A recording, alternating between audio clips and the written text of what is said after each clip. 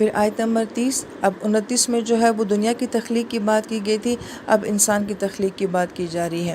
وَإِذْ قَالَ رَبُّكَ، اور جب آپ کے رب نے کہا، یہاں پہ جو کاف ضمیر آ رہی ہے یہ واحد مذکر حاضر کی ضمیر ہے، اور یہ نبی علیہ السلام کی طرف بات کی جا رہی ہے۔ اس سے کہا جاتا ہے التفات، کہ اللہ تعالیٰ جو ہے بات کچھ بھی کر رہے ہوتے ہیں مگر درمیان میں نبی علیہ السلام کا ذکر آ جاتا ہے۔ یہ اللہ تعالیٰ کی اپنے نبی سے محبت ہے کہ کوئی بھی بات کرتے کرتے درمیان میں نبی علیہ السلام کا تذکرہ کر دینا۔ جس سے محبت ہوتی ہے نا تو انسان بہانوں سے ان کا تذکرہ کرتا ہے۔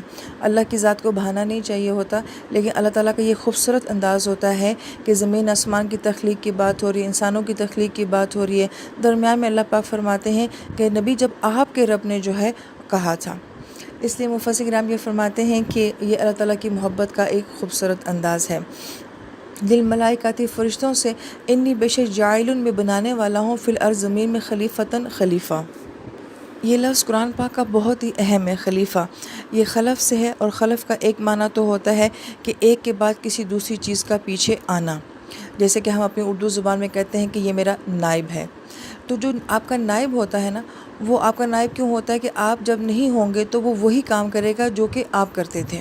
آپ کی غیر موجودگی میں بالکل آپ ہی کی طرح کام کرنے والا وہ خلیفہ کہلاتا ہے۔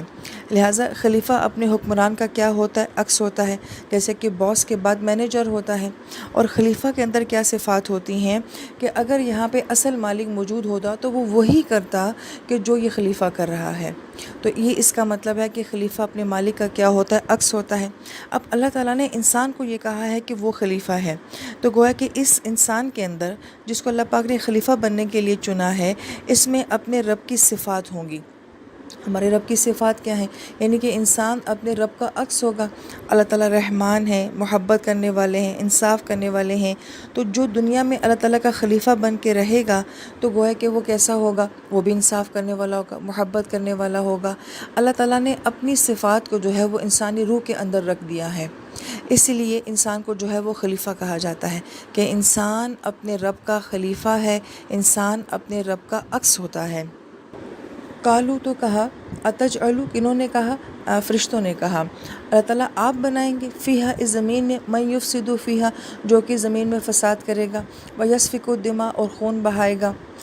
مفسرین کرام فرماتے ہیں کہ فرشتوں کو کیسے پتہ چل گیا کہ انسان پہلے یہ سارے کام کرے گا؟ تو انسان کی تخلیق سے پہلے کوئی مخلوق اور بھی ایسی تھیں جو موجود تھیں، اور انہوں نے بہت فساد مچایا ہوا تھا، ان کے آپس میں بہت لڑائیاں ہوتی تھیں۔ اللہ تعالیٰ نے اس ساری مخلوق کو فنا کر کے جو ہے پھر انسان کو تخلیق کیا۔ لہٰذا فرشتوں نے یہی جانا کہ جیسے وہ پہلی مخلوقیں ہوتی تھیں وہ یہ سب کچھ کرتی تھیں، تو یہ بھی کوئی ایسی ہی مخلوق ہوگی جو یہ سب کچھ کرے گی۔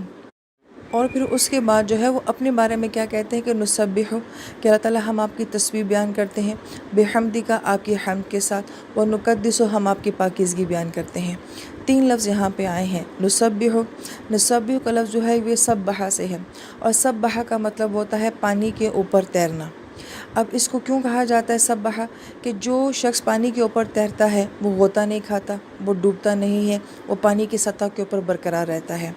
اور اس کو ہی جو ہے وہ سبحان اللہ کے لیے، اسی لفظ سے سبحان اللہ بنا ہے، استعمال کیا گیا ہے۔ کیوں؟ کہ انسان اپنے اللہ تعالیٰ کے لیے وہ بات کرتا ہے جس میں اللہ تعالیٰ کی شان برقرار رہتی ہے، اللہ تعالیٰ کا معیار برقرار رہتا ہے۔ جب ہم یہ کہتے ہیں کہ سبحان اللہ تو اس کا مطلب یہ ہوتا ہے کہ ہم اللہ تعالیٰ کی ذات کی ایسی تعریف کر رہے ہیں جو کہ اللہ تعالیٰ کو ڈیزرو کرتی ہے، اللہ تعالیٰ ایسی ہی تعریف کے جو ہیں وہ مستحق ہیں۔ سبحان کے اندر جو کنسیپٹ ہے وہ کیا ہے؟ ہم کہتے ہیں کہ اللہ تعالیٰ آپ ہر کمی سے، ہر عیب سے جو ہے آپ پاک ہیں۔ یہ سب سے پہلی بات کہ یہاں پہ نیگیٹیوٹی جو ہے، منفیت کو جو ہے پہلے نکالا گیا ہے کہ اللہ تعالیٰ آپ میں تو کوئی کمی ہے ہی نہیں، آپ میں تو کوئی عیب ہے ہی نہیں۔ یہ اس لیے ہمیں نماز میں پہلے کہا جاتا ہے کہ سبحان اللہ کہو، کہ ہر نفی چیز کو پہلے منفی کر دو۔ بحمدک، پھر اس کے بعد حمد کہا گیا، ہم نے سورہ فاتحہ میں پڑھا کہ جس میں شکر اور تعریف دونوں ہوتے ہیں۔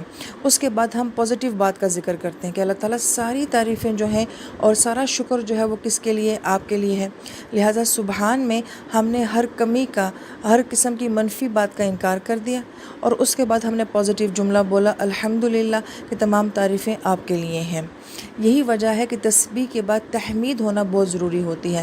سبحان اللہ کے بعد الحمدللہ کا ہمیں ذکر دیا جاتا ہے کہ صرف نفی کرنا ہی مقصد نہیں ہے بلکہ تعریف کرنا بھی مقصد ہوتا ہے۔ اور نقدس کا لفظ ہے پاکیزہ کرنا، کسی چیز کو صاف کرنا۔ اب ہم کسی جگہ کے بارے میں جو ہے یا کسی چیز کے بارے میں یہ نہیں کہتے یہ کتنی مسبح جگہ ہے اور یہ کتنی محمود جگہ ہے، لیکن ہم یہ کہتے ہیں یہ کتنی مقدس جگہ ہے، یہ کتنی مقدس ہستی ہے۔ جبرائیل امین کو مقدس کہا گیا ہے اور بیت المقدس کو مقدس کہا جاتا ہے۔ تو گویا کہ ایسی جگہیں جو کہ پاک کرنے کی صلاحیت رکھتی ہیں، جن کے اندر پاکیزگی ہوتی ہے، تو گویا کہ یہاں پہ یہ فرشتے کہتے ہیں کہ اللہ تعالیٰ کہ ہم ہر باعزت، ہر اکرام والی چیز کو آپ کی طرف منسوب کرتے ہیں، کہ کوئی بھی چیز پاکیزہ تب ہے جب وہ آپ کے ساتھ جڑی ہوئی ہے۔ ہم بیت المقدس کو کیوں بیت المقدس کہتے ہیں؟ اس لیے کہ اللہ تعالیٰ نے وہاں پہ جو ہے اپنا ایک گھر بنایا ہوا ہے۔ ہم جبرائیل امین کو مقدس کیوں کہتے ہیں؟ کیونکہ یہ اللہ تعالیٰ کی وجہ سے، ان کے نور کی وجہ سے جو ہے وہ مقدس ہے۔ اس لیے آیت مبارکہ میں نقدس لک کہا گیا ہے کہ اللہ تعالیٰ ہر احترام اور ہر مقدس چیز جو ہے وہ آپ ہی کی ذات کی طرف منسوب ہے۔ اللہ پاک کیا جواب دیتے ہیں؟ قال، اللہ پاک نے فرمایا انی بے شک عالم، میں جانتا ہوں ما لا تعلمون، جو تم نہیں جانتے۔ یعنی کہ اللہ تعالیٰ فرماتے ہیں جو مخلوق میں بنانے والا ہوں اس کو تم دوسری مخلوق کی طرح نہ سمجھو، یہ ان سب سے بہت ہٹ کے مخلوق ہے، اس لیے کہ اس مخلوق کو میں نے اپنے ہاتھ سے تخلیق کیا ہے اور پھر اس میں نے اپنی روح کو ڈالا ہے۔ اب اللہ عالم اس کی حقیقت کیا ہے، لیکن روح ہی کا لفظ قرآن پاک میں آتا ہے کہ اس انسان کی یا اس مخلوق کی عزت کیا ہے کہ اس میں ہماری روح ہے۔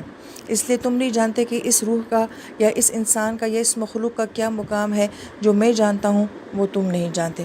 عالم جو ہے اس میں تفضیل کا صیغہ ہے کہ سارا علم اللہ تعالیٰ کی ذات کے پاس ہے، کہ کس مخلوق کی کس چیز کی کیا حقیقت ہے یہ اللہ ہی بہتر جانتے ہیں۔